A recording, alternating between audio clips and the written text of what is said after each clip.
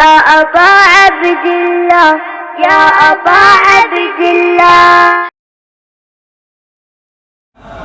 أعوذ بالله السميع العليم من الشيطان اللعين الرجيم. بسم الله الرحمن الرحيم. الحمد لله المالك الحق المبين. الصلاة والسلام وتحية والإكرام على أشرف الأولين والآخرين خاتم الأنبياء وسيد المرسلين سيدنا ونبينا وشفيع ذنوبنا وطبيب نفوسنا وحبيب قلوبنا مولانا أبي القاسم محمد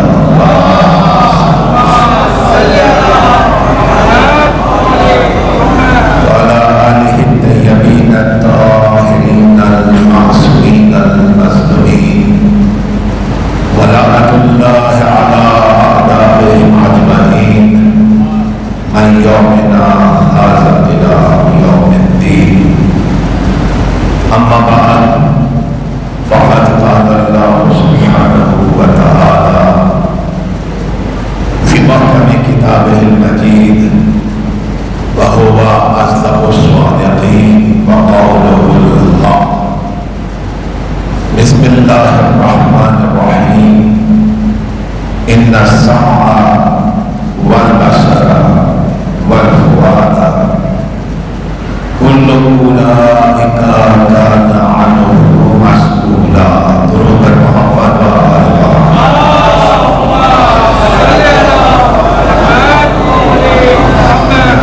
اسے بہتر اسے بلند صلوات دیا لیجیے.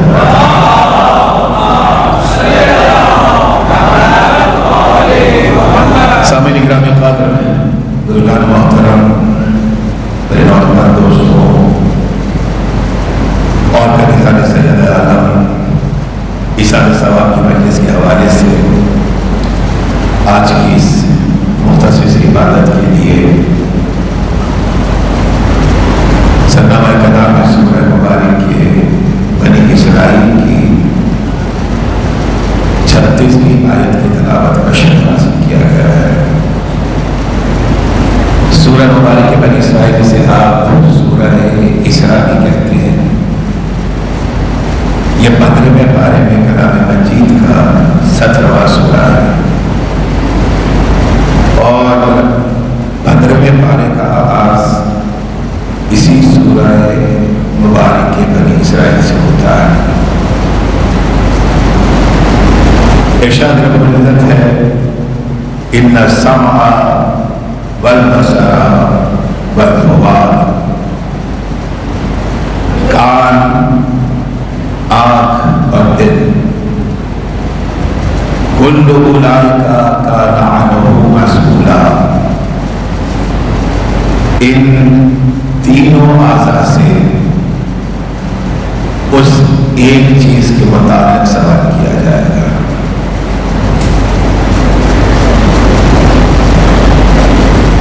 بہت زیادہ زحمت ہے سوال مجھے اپنے موضوع سننے والوں کو نہیں دینی ہے.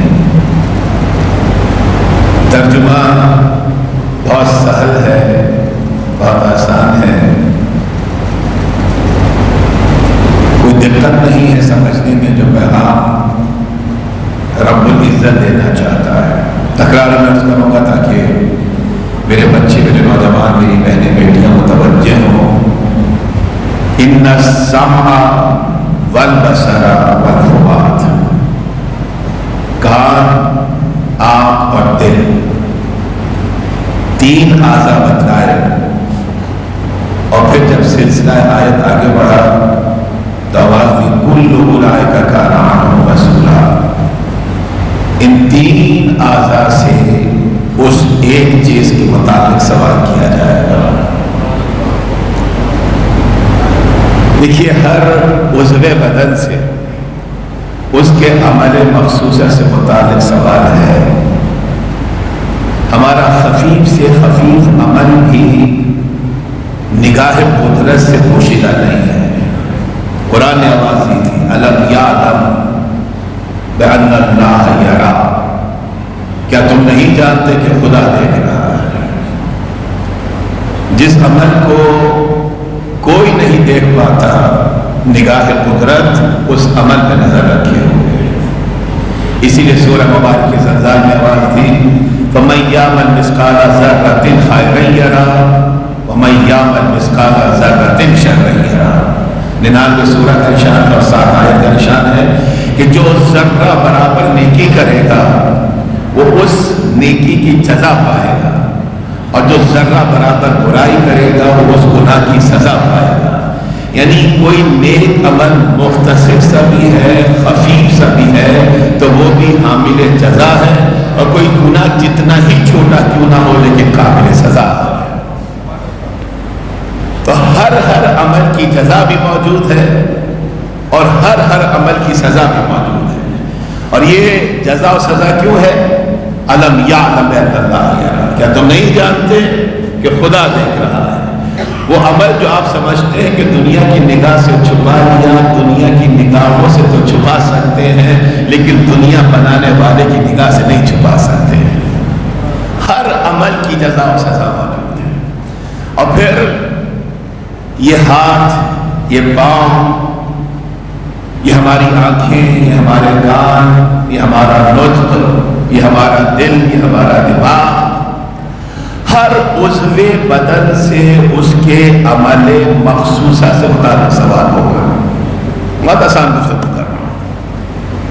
سورہ مبارک یاسین جو آپ یقیناً روزانہ پڑھتے ہیں، اپنی شہزادی کو، مخدوم کونین کو ہدیہ کرتے ہیں، بیوی نرجس خاتون کو ہدیہ کرتے ہیں، زمانے کے امام کو ہدیہ کرتے ہیں۔ سورہ مبارک یاسین کی 65ویں آیت میں آواز دی اليوم نختم على افواہہم وتکلمنا ایدیہم وتشہد ارجلہم بما کانوا یکسبون۔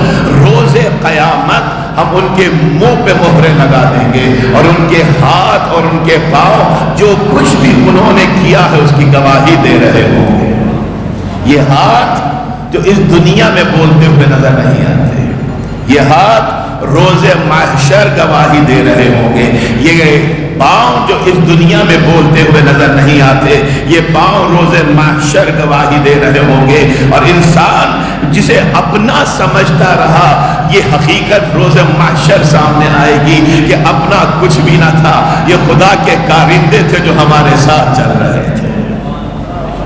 اور آسان کروں اپنے بچوں کے لیے، اپنے نوجوانوں کے لیے کہ یہ خدائی جاسوس تھے جو رب نے ہمارے ساتھ کر دیے، اور ہم ساری زندگی سمجھتے رہے کہ ہمارے ہاتھ ہیں، ہم ساری زندگی سمجھتے رہے کہ ہمارے پاؤں ہیں، ہمارے کان ہیں، ہماری آنکھیں ہیں، لیکن حقیقت میں اپنا کچھ نہیں تھا، اپنا کچھ نہیں تھا۔ جسے زندگی بھر اپنا سمجھتے رہے، روز محشر وہی اپنا ہمارے خلاف گواہی دے رہا ہوگا یا ہمارے حق میں گواہی دے رہا ہوگا، تو انسان گھبرا کے پوچھے گا لما شہدتم علینا، کیا تم ہمارے خلاف گواہی دو گے؟ تو یہی ہاتھ اور پاؤں جو دنیا میں کبھی نہیں بولے تھے، بڑے فخر سے بولیں گے قالوا انطقنا اللہ الذی انطق کل شیء، ہمیں اس رب نے نطق عطا کیا ہے جس نے ہر شے کو گویائی عطا کی ہے، جس نے ہر درود بھیجے حضرات محمد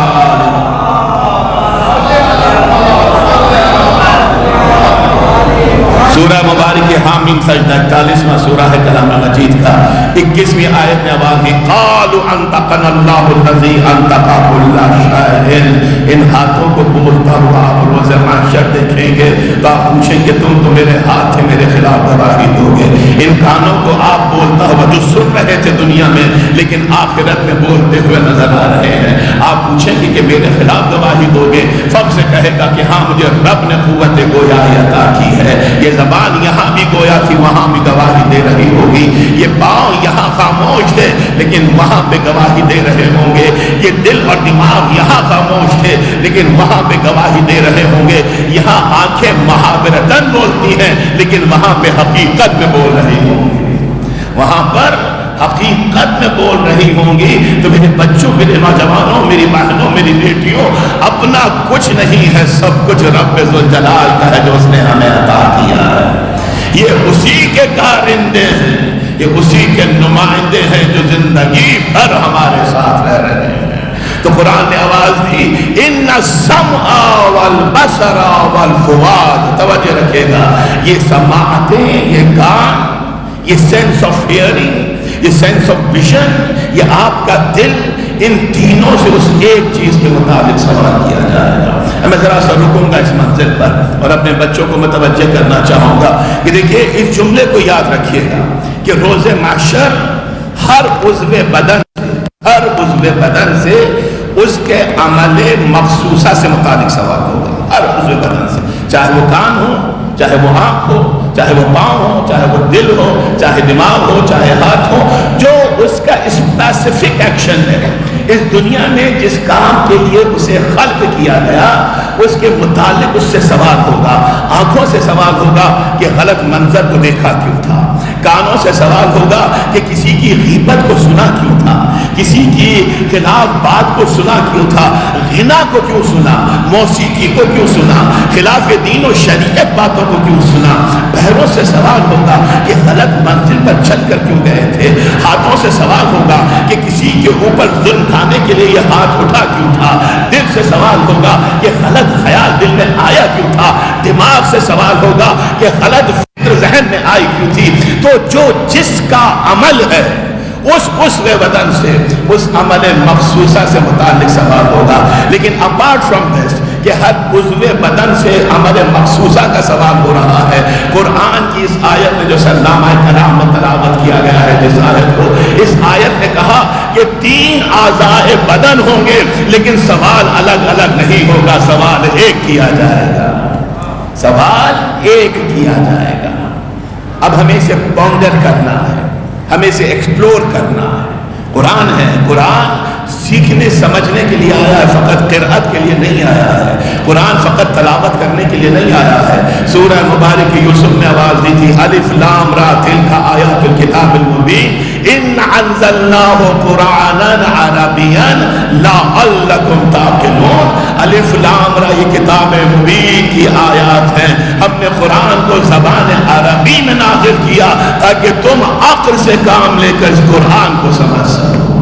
تو قرآن دعوت تعقل دے رہا ہے، آپ ہیں میرے ساتھ، قرآن دعوت تفکر دے رہا ہے، قرآن تدبر کی طرف بلاتا ہے، غور و فکر کی طرف بلاتا ہے۔ تو جب قرآن پڑھیے تو فقط قرآن کی قرأت اور تلاوت کا حق نہ ادا کیجیے، قرآن کو سمجھیے، پونڈر کیجیے کہ آیات قرآنیہ ہمیں کیا بتا رہی ہیں۔ آپ غور و فکر کیجیے، ایک چھوٹی سی آیت کے اندر بھی وسیع پیغام موجود ہے۔ تو رب نے آواز دی کہ ان 3 اعضاء سے سوال ایک کیا جائے گا، کل اولئک کان عنہ مسئولہ۔ جو عنہ ہے نا یہ واحد کا لفظ ہے، انہا نہیں کہا، 3 اعضاء ہیں اور تینوں سے اگر اعمال کے متعلق سوال ہوگا تو انہا ہونا چاہیے تھا، نہیں جمع مؤنث کو استعمال نہیں کیا، واحد مؤنث کو استعمال کیا کہ اعضاء 3 ہوں گے، سوال ایک کیا جائے گا۔ اور وہ دیکھیں وہ چیز الگ ہے کہ ہر عضو بدن سے سوال ہو رہا ہو، لیکن 3 اعضاء ایسے ہیں کہ ان کے مخصوص عمل کے متعلق سوال کرنے کے بعد رب کریم ان 3 اعضاء سے ایک سوال کرے گا، سوال الگ الگ نہیں ہے۔ جو سوال کانوں سے ہوگا وہی سوال آنکھوں سے کیا جائے گا، جو سوال آنکھوں سے ہوگا وہی سوال دل سے کیا جائے گا۔ میرے ساتھ رہیے گا، دیکھیں پھر میں تکرارن عرض کر رہا ہوں کہ ان اعضاء کے جو مخصوص اعمال ہیں ان کے متعلق سوال و جواب الگ ہیں، لیکن 3 اعضاء کے لیے کہا کہ ان سے رب ذوالجلال ایک اور سوال کرے گا۔ اب ہمیں سمجھنا یہ ہے کہ وہ ایک سوال کیا ہے، وہ کون سا سوال ہے جو کانوں سے بھی کیا جا رہا ہے، وہ کون سا سوال ہے جو آنکھوں سے بھی کیا جا رہا ہے، وہ کون سا سوال ہے جو دل سے بھی کیا جا رہا ہے۔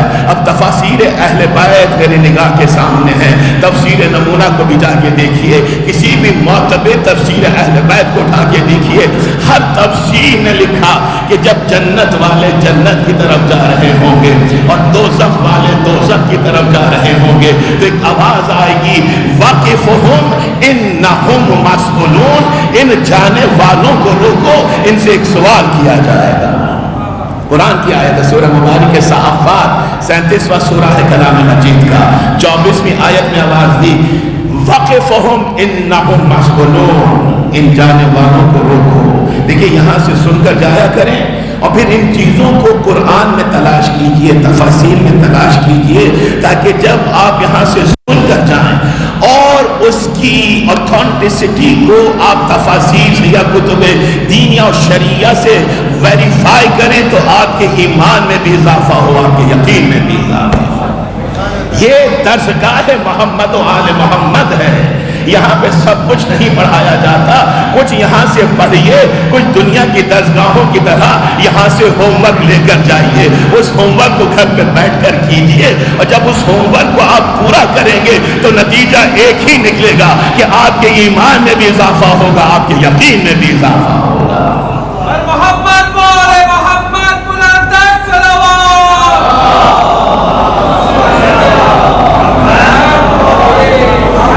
آیت نوٹ کر لیجئے اپنے ساتھ، ایک فلکر پر آپ کا سیل فون ہے، آپ دنیا جہان کو سرچ کرتے ہیں، آپ چیزوں کو ایکسپلور کرتے ہیں اپنے کردار کو بلڈ اپ کرنے کے لیے، اپنے کریکٹر ایلیویشن کے لیے، اپنے اسٹیٹس ایلیویشن کے لیے اس سائنس کے گیجٹ کو استعمال کیجئے۔ ہاتھوں میں جو آپ کے یہ پرزہ ہے اسے استعمال کیجئے تاکہ آپ کی زندگی بھی منور ہو جائے، آخرت بھی کامیاب ہو جائے۔ لکھیے، کہیں نوٹ کیجئے، سورہ مبارک صافات کی 24ویں آیت میں آواز دی وقفہم انہم مسئولون، ان جانے والوں کو روکو، ان سے کوئی سوال کیا جائے گا۔ کون جانے والے ہیں میرے نوجوانوں جو جنت کی طرف جا رہے ہیں؟ کون جانے والے ہیں جو دوزخ کی طرف جا رہے ہیں؟ اب میرا سوال یہ ہے کہ یہ جنت کی طرف کس لیے جا رہے ہیں، یہ دوزخ کی طرف کیسے جا رہے ہیں؟ یقیناً سوال و جواب ہو چکے ہیں، جزا و سزا کا فیصلہ ہو چکا ہے اور اعمال کی بنیاد پر ہو چکا ہے۔ جب سب فیصلے ہو چکے ہیں، سوال و جواب ہو چکے ہیں، جنت اور دوزخ تقسیم ہو چکی ہے، تو کون سا سوال باقی تھا کہ جنتیوں کو بھی روکا جا رہا ہے، دوزخ والوں کو بھی روکا جا رہا ہے؟ کون سا سوال باقی ہے؟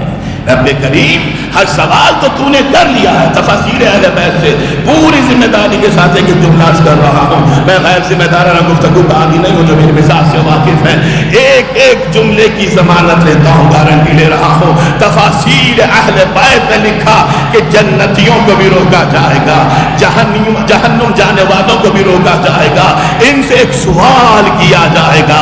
آئیے میرا ساتھ دیجئے اور بارگاہ رب العزت میں ہاتھوں کو جوڑیں۔ اے رب قدیر، جب تمام سوال و جواب ہو چکے ہیں تو کون سا سوال باقی ہے کہ ان جانے والوں کو روکا جا رہا ہے؟ تو سامعِ فہم کو بیدار کیجئے، آواز قدرت آئے گی کہ ایک سوال میرے رسول نے بھی کیا تھا، ایک سوال میرے رسول نے بھی کیا تھا، اور میں قادر مطلق ہوں، بہترین علم رکھنے والا ہوں۔ میں جانتا تھا کہ امت اس سوال کو بھلا دے گی، تو اس سوال کی حفاظت کا انتظام میں نے اس طرح سے کیا کہ اسے قرآن کی آیت بنا دیا کہ روز حشر تک گناہ نہ چاہے تو نہ بھلا سکے۔ اے پالنے والے، کون سا سوال تھا؟ کہا دنیا بھولنا چاہے تو بھول نہیں سکتی۔ میرے رسول نے سوال کیا تھا، اور سوال کیا تھا؟ قُلْ لَا أَسْأَلُكُمْ عَلَيْهِ أَجْرًا إِلَّا الْمَوَدَّةَ فِي الْقُرْبَى، میں تم سے کوئی اجرت طلب نہیں کرتا بجز اس کے کہ مودت کرو میرے قربا کے ساتھ۔ محمد بولے، محمد بلند صلوات۔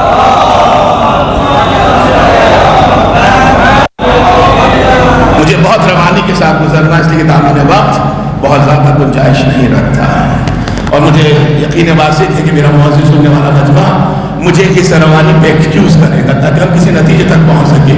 قُلْ لَا أَسْأَلُكُمْ عَلَيْهِ أَجْرًا إِلَّا الْمَوَدَّةَ فِي الْقُرْبَى، سورہ مبارک شورى 42واں سورہ کلام مجید کا 23ویں آیت۔ کیا کہا رسول نے؟ دیکھیں یہ ناشناسا آیت قرآنی نہیں ہے، اور فقط میں تو اکثر کہتا ہوں کہ ایک آیت میں موقوف نہیں ہے۔ جو حقیقی عزادار حسین ابن علی ہے، پورا کا پورا قرآن اس کے لیے شناسا ہوا کرتا ہے، پورا کا پورا قرآن اس کی نگاہ کے سامنے رہتا ہے، مانوس رہتا ہے وہ قرآن سے، اس لیے اس کا عزادار ہے کہ جس نے لو کے نیزہ پہ قرآن کی تلاوت کا حق ادا کیا۔ تو قرآن کو آپ نہ سمجھیے گا تو کون سمجھے گا؟ سورہ مبارک شورا کی 23ویں آیت میں آواز دی، قل لا اسألکم علیہ اجرا، اے رسول ان سے کہہ دو کہ میں تم سے، میرے ساتھ رہیے، تھوڑا سا انٹریکٹیو بنائیے، اے رسول ان سے کہہ دو کہ میں تم سے کوئی اجرت طلب نہیں کرتا۔ الفاظ پہ غور رکھیے گا، میں احتیاط لفظی کا قائل ہوں، ترجمے پہ غور فرمائیے، میں تم سے کوئی اجرت طلب نہیں کرتا، الا المودۃ، یہ جو الا آ جاتا ہے نا، یہ ایکسیپشن لگاتا ہے، یہ زمین نفی کو شگافتہ کرتا ہے، نفی کو اس بات میں بدل دیتا ہے، لا الہ الا اللہ، کوئی معبود نہیں مگر الا اللہ کے سوا، قل لا اسألکم، کوئی سوال نہیں کرتا ہوں، کوئی اجرت نہیں مانگتا ہوں۔ لوگ کہتے ہیں رسول کہہ دو کہ میں تم سے کوئی اجر رسالت نہیں مانگتا ہوں، نہیں، اجر رسالت اور ہے، یہ اجرت اور ہے جو رسول طلب کر رہے ہیں۔ الا المودۃ فی القربى، اور اجرت کیا ہے؟ اجرت کیا ہے؟ کہ محبت کرو میرے قرابت داروں سے، ایبسولوٹلی رانگ، نہیں، محبت نہیں مانگی ہے، مودت مانگی ہے، اور مودت قرابت داروں سے نہیں مانگی ہے، قربہ سے مانگی ہے۔ بس اگر یہ ڈفرنسز ہمیں سمجھ میں آ جاتے ہیں تو حق کے مودت کو ادا کر کے ہم اس جماعت کے ساتھ شامل ہو سکتے ہیں جو جنت کی طرف جا رہی ہوگی۔ قل لا اسألکم علیہ اجرا، میں بات روانی کے ساتھ گزروں گا۔ دنیا کہتی ہے اجر رسالت طلب نہیں کرتا ہوں، ارے اجر رسالت رسول کیوں مانگے ہم سے؟ دیکھیں بچے ہیں، نوجوان ہیں، بیٹیاں ہیں، بہنیں موجود ہیں، یہ بچے دنیاوی درسگاہوں میں جاتے ہیں، اسکولز میں جاتے ہیں، کالجز میں جاتے ہیں، پروفیشنل انسٹیٹیوٹس کے اندر جاتے ہیں۔ جب تک جماعت میں استاد پڑھاتا رہتا ہے، کوئی بھی استاد لیکچر دینے کے بعد جاتے ہوئے کسی بھی اسٹوڈنٹ سے یہ نہیں کہتا ہے کہ میں نے آپ کو 45 منٹس پڑھایا یا میں نے آپ کو کمپلیٹ 1 آور پڑھایا، یہ میری اجرت ہے، مجھے دیجیے۔ کیوں نہیں مانگتا؟ مانگ سکتا ہے، نہیں مانگتا، کیوں؟ اس لیے کہ جانتا ہے کہ پڑھانے کی ذمہ داری ان بچوں نے نہیں دی تھی، کالج یا اسکول کی انتظامیہ نے دی تھی۔ اگر جماعت میں پڑھانے کی اجرت طلب کرنی ہے تو اس سے طلب کرے جس نے ذمہ داری عطا کی ہے۔ اگر رسول ہم سے اجر رسالت مانگے تو ہم بڑھ کے یہ کہہ سکتے ہیں کہ ہم نے تو نہیں کہا تھا کہ رسول بن کر آئیں، اور عمومی مسلمان ہوگا تو کہے گا کہ آپ نے تو زندگی کو مشکل کر دیا، نماز 5 مرتبہ پڑھیں، روزے رمضان کے بھی رکھیں، اس کے بعد سنتی روزے بھی رکھیں، عوامر کو بھی ادا کریں اور نواہی کو بھی ادا کریں، مشکل میں ڈال کر اے اللہ کے رسول اجرت بھی ہم ہی سے طلب کر رہے ہیں۔ تو اب اجرت اگر رسالت کی مانگنی ہے تو کس سے مانگے؟ جس نے رسول بنا کر بھیجا، توجہ رکھیے گا، جس نے رسول بنا کر بھیجا۔ اچھا یہی بچہ ہے، یہی نوجوان جو بیٹھے ہوئے ہیں، کچھ چیزیں تھیں جب استاد پڑھا رہا تھا جماعت میں، کچھ کانسیپٹس تھے جو کلیئر نہیں ہوئے ہیں، کچھ چیزیں تھیں جو سمجھ میں نہ آئی۔ جب وہ استاد نکلنے لگا یہ پیچھے پیچھے گئے، اور یہ بہت کامن ہے آج کل، مشاہدے کی بات ہے، اس نے استاد کے نزدیک پہنچ کے اس کو سلام کیا تھا، حضور آپ نے پڑھایا لیکن چیزیں سمجھ میں نہیں آئی، ہم چاہتے ہیں کہ اگر آپ کے پاس وقت ہے تو آپ ہمیں ٹیوشن دے دیجیے۔ وہ استاد جو اب تک اس طالب علم سے کچھ نہیں مانگتا تھا، جب اس نے اس سے ٹیوشن کی بات کی تو بڑھ کر کہتے کہ جماعت میں پڑھانے کی ذمہ داری انتظامیہ نے دی ہے، وہ اجرت اس سے طلب کروں گا، ٹیوشن کی ذمہ داری تم دے رہے ہو، یہ اجرت تم سے طلب کروں گا۔ یعنی جو ذمہ داری دیتا ہے وہی اجرت بھی ادا کیا کرتا ہے، یہ اجر رسالت نہیں ہے، لیکن اجرت تو پھر بھی مانگ رہے ہیں۔ تو یہ اجرت کس چیز کی ہے ہمیں سے سمجھنا ہے، یہ اجرت کس چیز کی ہے؟ مسلمان نے کلمہ پڑھا، رسول نے جو کچھ سکھلایا، قرآن سکھلایا، مانتا رہا، نماز بتلائی ادا کرتا رہا، روزے سکھلائے ادا کرتا رہا، حج کا بتلایا، زکات کا نصاب بتلایا، یہ ادا کرتا رہا، جو رسالت کا پیغام تھا اس نے عمل کیا۔ اب رسول کے پاس پہنچا، اے اللہ کے رسول جو آپ نے سکھلایا میں نے سب کا سب کیا ہے، اب چاہتا یہ ہوں کہ میری نجات بھی ہو جائے، اب چاہتا یہ ہوں میری شفاعت بھی ہو جائے۔ رسول نے مسکرا کے کہا کہ یہ سب کچھ بدلانا کار رسالت میں شامل تھا، لیکن نجات و شفاعت کار رسالت میں شامل نہیں ہے، لیکن رحمت العالمین ہو، میں شفیع بھی بن سکتا ہوں، نجات کی ضمانت بھی بن سکتا ہوں۔ پھر بتائیے کیا کرنا ہے؟ کہ اگر مجھ سے نجات و شفاعت چاہتے ہو تو میرے قربا کی مودت کا حق ادا کرو، نجات کا پروانہ میں دینے والا ہوں۔ نعرہ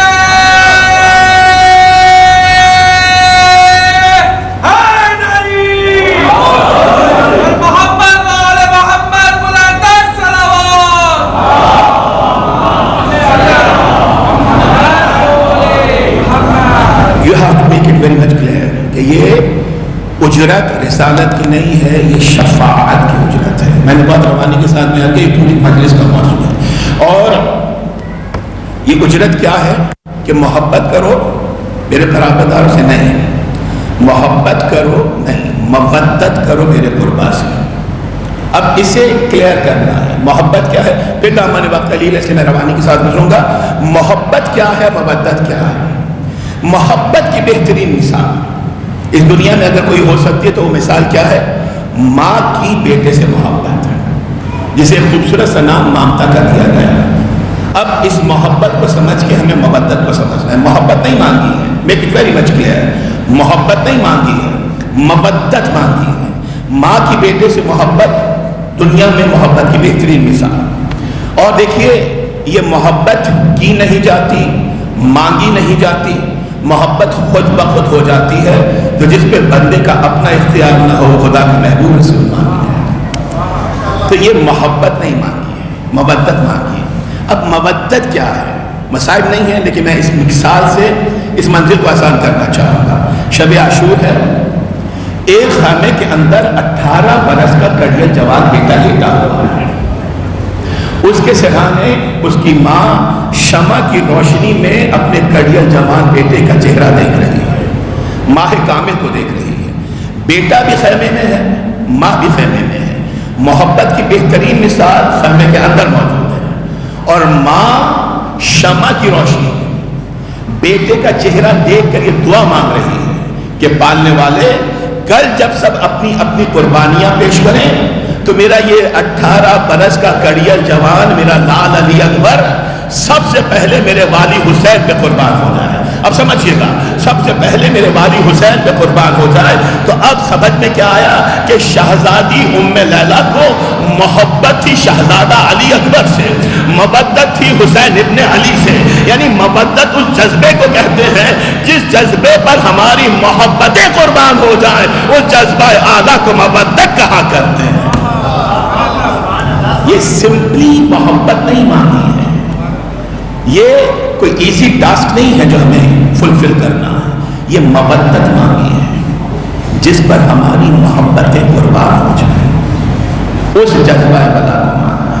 اور مودت کس سے؟ قرابت داروں سے نہیں۔ وَأَنذِرْ عَشِيرَتَكَ الْأَقْرَبِينَ، رسول اپنے قرابت داروں کو دعوت شرک کی آواز دی، اپنے قرابت داروں کو دعوت پہ بلاؤ۔ اور جب قرابت دار آئے تو اس میں ابو لہب بھی تھا، ابو جہل بھی تھا، ابو سفیان بھی تھا، عتبہ بھی تھا، عتیبہ بھی تھا، شعبہ بھی تھا۔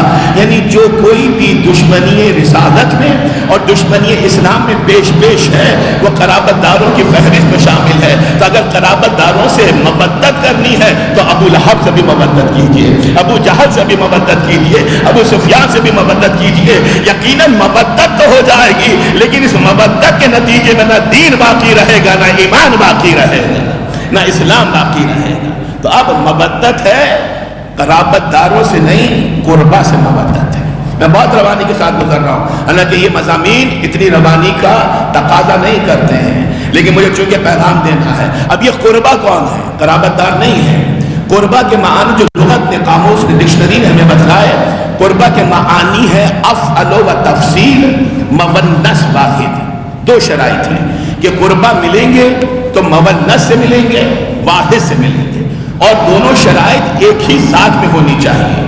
یہ نہیں کہ کوئی مونس ہو لیکن رشتے کے اعتبار سے واحد نہ ہو، لیکن اور یا کوئی رشتے کے اعتبار سے واحد ہو لیکن مونس نہ ہو۔ لیکن کسی ایسی ہستی کو تلاش کیجئے کہ جینڈر کے حساب سے مونس نظر آئے، رشتے کے حساب سے واحد نظر آئے۔ افعل و تفصیل مونس واحد۔ کسی ایسے رشتے کو تلاش کیجئے کہ جب تعلق کی بات ہو تو وہ واحد ہو رشتے میں، اور صنف کی بات ہو تو وہ مونس کی منزل پر نظر آئے۔ کہاں سے پتہ چلے؟ کیسے معلوم ہو کہ افعل و تفصیل مونس واحد کون ہے؟ قربا کہاں سے ملیں گے؟ رب نے کہا میں بتلاؤں گا، اور فرش پہ نہیں عرش کی منزل پہ بتلاؤں گا۔ محفل سجائی، आवाज दी या मलाइकती व सुकाना समावाती व इज्जती व जलाली इन्निमा खलक़्तु समाअम मबनियतन वला अर्ज़म मदीयतन वला तमरा मुनीरा वला शम्सन मुज़ीयतन वला फलकन यदूर वला बहरन यजरी वला फुल्कन यसरी इल्ला फी मोहब्बति हाउलाइल खमसतिल लज़ीना हुम तहतल किसा। मैं पूरा तर्जुमा बयान नहीं करूंगा, मैंने इस पूरी कायनात को उन 5 की मोहब्बत में खल्क़ किया जो चादर के नीचे मौजूद है। बस में मलाइका है, मलाइका मौजूद है उन 5 की मोहब्बत में जो चादर के नीचे मौजूद हैं। तो अब कोई आम मलक आगे नहीं बढ़ा, अमीन वही इलाही आगे बढ़े, जनाब जिब्राइल आगे बढ़े, आवाज दिया रब वमन तहतल किसा। पालने वाले ये तो बतला कि चादर के नीचे है कौन, तो ये नहीं कहता कि मेरा रसूल चादर के नीचे है, वो ये नहीं कहता कि मेरे रसूल का दामाद चादर के नीचे है, वो ये नहीं कहता कि रसूल की बेटी चादर के नीचे है, वो ये नहीं कहता कि मेरे रसूल के नवासे चादर के नीचे है। इसलिए कि जब भी इंट्रोडक्शन होता है, तारुफ होता है, तो 2 शराइत के साथ होता है। तारुफ जामे भी होना चाहिए, तारुफ माने भी होना चाहिए। जामे का मतलब क्या है कि कोई भी गैर मुस्तहिक तारुफ में दाखिल ना हो जाए और कोई भी मुस्तहिक तारुफ से बाहर न रह जाए। बस रवानी के साथ गुजरना है, इसलिए मैं बहुत ज्यादा रुक नहीं रहा हूं। तारुफ जामे भी होना चाहिए, तारुफ माने भी होना चाहिए। जामे का मतलब क्या है कि अगर कोई मुस्तहिक है तो तारुफ से बाहर न रह जाए, और माने का मतलब क्या है कि कोई गैर मुस्तहिक है, कितना भी जोर लगा ले तारुफ में दाखिल नहीं हो सकता है। अगर ये कह देता कि रसूल की बेटी है तो ना जाने कितनी बेटियां बना लेते, ना कहने पे बना ली। अगर कहता तो कितनी बेटियां बना लेते। अगर कहता कि रसूल के दामाद हैं तो कौन कौन फहरिस्त में शामिल हो जाते। तो तारुफ जामे भी होना चाहिए, तारुफ माने भी होना चाहिए। तो चादर के नीचे मौजूद सबसे बड़ी जात को एक तरफ रखा, सैयद आलम की जात को मुंतखब किया। हम अहल बैत नबुवा व मादन रिसाला हम फातिमतो व अबूहा व बालुहा व बनुहा। ये अहल बैत मोहम्मद है, ये मादन रिसालत है, ये फातिमा है, उनके वालिद बुजुर्गवार हैं, उनके शौहरे नामदार हैं, उनके फर्जंदान अंजुमन हैं। तो मुझे जुमला कहने दीजिए कि इस्मत कुबरा को मरकज बनाया, इस्मत कुबरा के हवाले से रिसालत को पहचानवा रहा है, वलायत को पहचानवा रहा है, इमामत को पहचानवा रहा है। और यही मेरा जुमला था कि कुर्बा मिलेंगे तो मवन्नत से मिलेंगे, वाहिद से मिलेंगे। अब जो फातिमा के नजदीक है वही कुर्बा है, उन्हीं से मवद्दत का हक अदा कीजिए।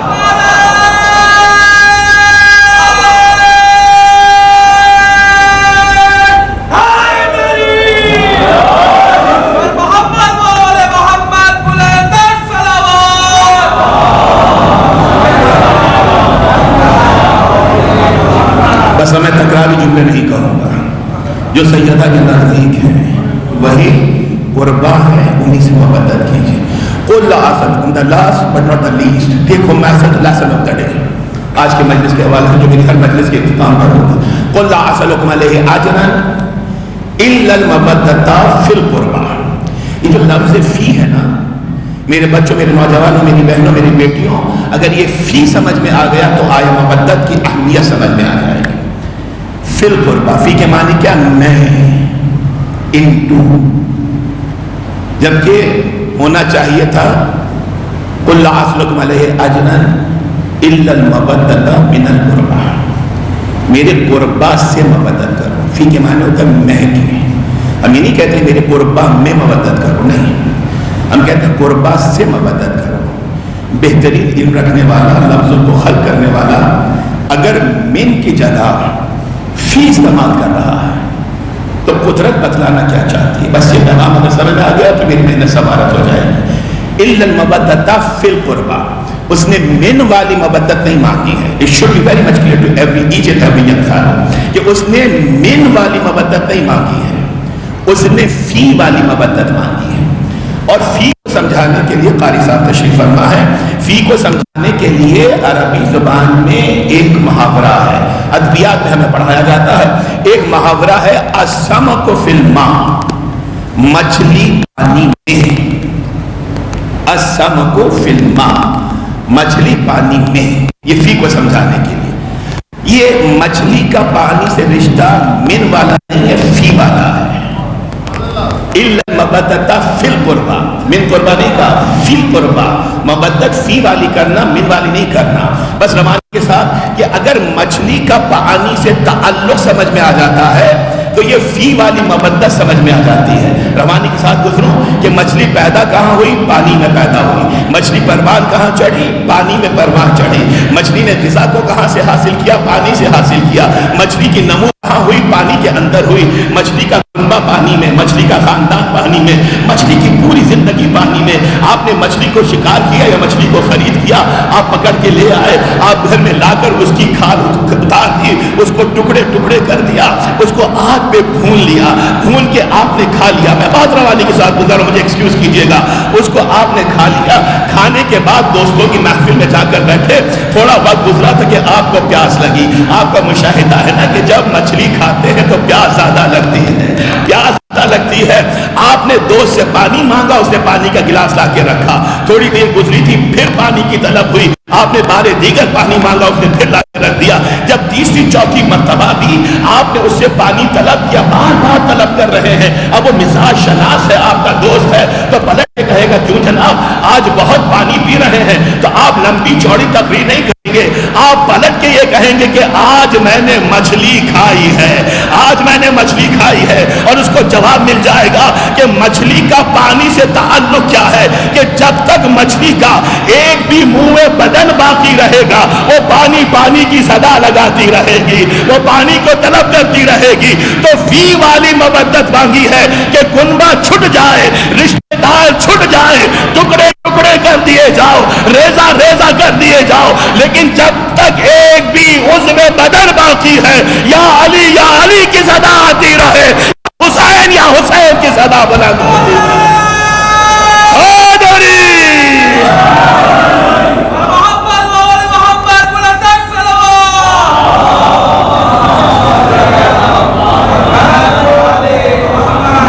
یہ پوری تقریر کا موضوع تھا جو میں نے 2 یا 3 منٹ آپ کے سامنے اپنے بچوں کے سامنے پیش کیا. بزرگ سب جانتے ہیں. سو ہمیں فی والی مبدت کرنی ہے، من والی نہیں. سب کچھ قربان ہو جائے لیکن حق کی مبدت ادا ہوتا ہے. میں نے بہت زیادہ زحمت اس بات میں، خداوند عالم آپ کو کوئی غم نہ دے سوائے ہمیں ہدایت کے. ابھی آپ کو نوحہ بھی سننا ہے. ابراہیم نے سلام پڑھا، شاندار سلام. دوسرا بھائی نوحہ کے لیے موجود ہے. رب ذوالجلال ان ذاکرین کو نظرداروں کو اپنی حفظ و مان میں رکھے، کوئی غم نہ دے سوائے محمد و آل محمد. آج 2 مومنین کی سارے سوال کی مجلس ہے. آج آپ 2 مرحومین کے بچوں کو ان کے یتیمی کا پرسہ دینے کے لیے آئے ہیں.